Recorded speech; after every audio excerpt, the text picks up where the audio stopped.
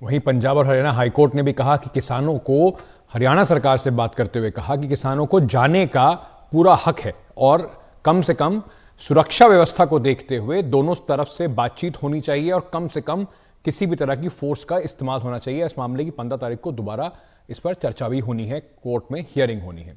अब किसानों का कहना है कि वो सारी फसलों पर न्यूनतम समर्थन मूल्य की गारंटी चाहते हैं। उनकी मांग स्वामीनाथन आयोग की सिफारिशों को लागू करने की है। केंद्र सरकार और किसानों के बीच बातचीत अब तक नाकाम रही है। अदालत में भी यह मामला पहुंच चुका है, लेकिन अब सवाल यही है कि आगे होगा क्या।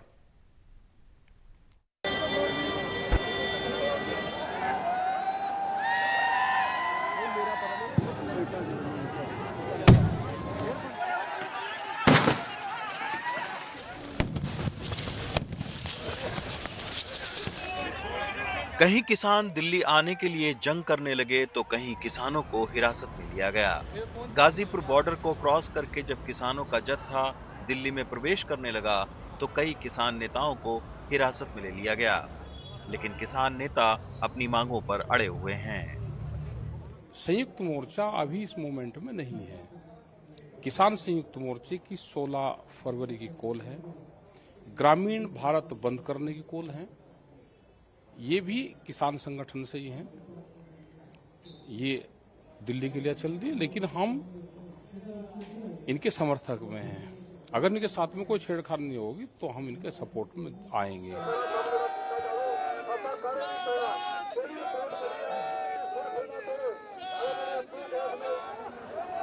सड़क पर किसानों और सुरक्षा एजेंसियों में ठनी रही तो दूसरी तरफ ये मामला पंजाब और हरियाणा हाईकोर्ट में भी पहुंचा।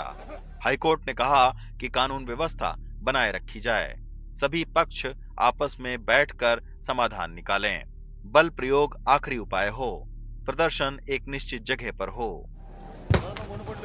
इस बीच अदालत ने केंद्र सरकार, पंजाब और हरियाणा से स्टेटस रिपोर्ट मांगी है और इस पर अगली सुनवाई 15 फरवरी को होगी। अदालत से पहले भारत सरकार के 2 मंत्री पीयूष गोयल और अर्जुन मुंडा सोमवार को चंडीगढ़ में किसान नेताओं से बात करने पहुंचे थे, लेकिन बात नहीं बनी।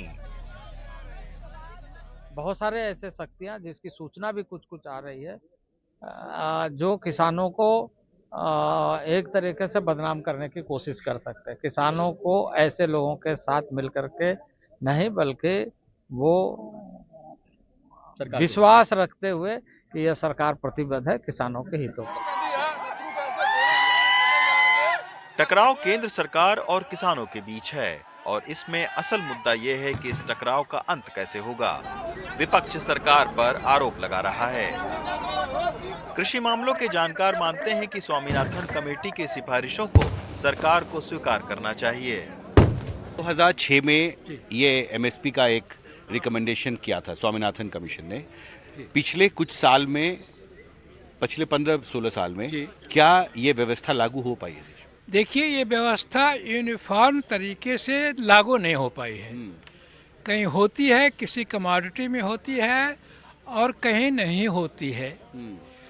बहुत से लोगों में इसको सही कैलकुलेट करने का ज्ञान भी नहीं है कि जो कि weighted average price of input क्या है, अपॉर्चुनिटी कास्ट क्या होती है, फैमिली लेबर की क्या होती है, ये नहीं ठीक से कैलकुलेट होता है। कानून जरूरी है, एमएसपी लॉ की मांग हो रही है। हाँ, लॉ की मांग होनी चाहिए, कानून होना चाहिए और हमें किसान को मिनिमम सपोर्ट प्राइस देना चाहिए। There is no two opinion about it. इस एरिया में धारा 144 लागू है। अब यक्ष प्रश्न यही है कि किसानों की मांग और सरकार से संवाद एक धरातल पर कब उतरते हैं। हिमांशु शेखर की रिपोर्ट, एनडीटीवी इंडिया।